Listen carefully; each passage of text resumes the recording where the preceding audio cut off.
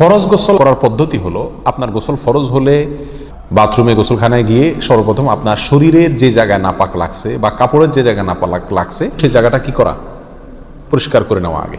যদি আপনার জায়গাটা চিহ্নিত থাকে যে এই জায়গাটা নাপাক লাগছে, ওই জায়গাটা ধুয়ে ফেলান। এরপরে নামাজের জন্য যেভাবে আমি অজু করছি সেভাবে অজু করা।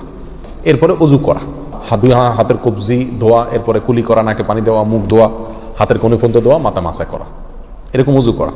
অজু করার পরে এবার আপনি গোসল করেন। সেটা শাওয়ার দিয়ে আপনি মাথার উপরে পানি ঢেলে হোক আর আপনার মগ দিয়া হোক, যেভাবে হোক আপনি গোসল করেন। গোসল করা শেষ হয়ে গেলে, গোসল করে যখন বের হয়ে যাবেন, তখন যাওয়ার আগ দিয়া ওই যে পাও ধোয়া বাকি আছে হুজুর, যাওয়ার আগ দিয়া পায়ের ওখানে পানি ঢেলে টাকনো পর্যন্ত পাও ধুয়ে ফেললেন, বাস গোসল হয়ে গেল।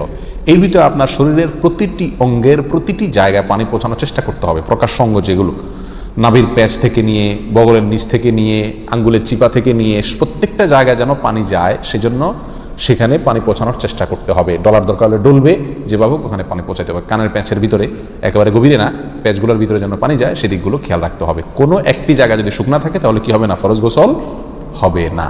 অতএব পরিপূর্ণ শরীর যাতে ধোয়া হয় সেদিকটা খেয়াল রাখতে হবে। নেল পালিশ ইত্যাদি বা কোনো রং টং ইত্যাদির কারণে যদি কোনো আবরণ থাকে শরীরের উপরে, তাহলে সেগুলো সরা নিতে হবে, তাহলে কি হবে না, ফরজ গোসল আদায় হবে না। কথা, প্রথমে শরীর এবং কাপড় থেকে নাপাকগুলো ধুয়ে নেব, এরপরে অজু করব পূর্ণাঙ্গভাবে, পাও ধোয়া বাদে, এরপরে গোসল করব। আর বের হওয়ার সময় দোনো পাও টাকনো পর্যন্ত ধুয়ে তারপর বের হয়ে যাব। এই গোসলের সাথে আমার অজু হয়ে গেল। এই গোসলের পরে আর কি করার দরকার নাই, অজু করার দরকার নাই। অনেকে গোসল পরে অজু করেন, এটা কোনো প্রয়োজন নাই। তবে কেউ যদি গোসল করা অবস্থায় তার পেশাব চলে আসে, অনেকে আছে পানির স্পর্শ লাগলে পেশাব বেশি আসে, তো গোসল করা অবস্থায় যদি তিনি পেশাব করে দেন বা অজু ভঙ্গের কোনো কারণ তার ভিতরে আসে, তার বায়ু ছাড়লেন, তাহলে তো সেক্ষেত্রে অজু যেটা শুরুতে করছিল ওইটুকু তো আর নাই, তাহলে তাকে আবার কি করতে হবে, নতুন করে গোসলের পরে অজু করতে হবে। এ হলো মোটামুটি ফরজ গোসলের পদ্ধতি।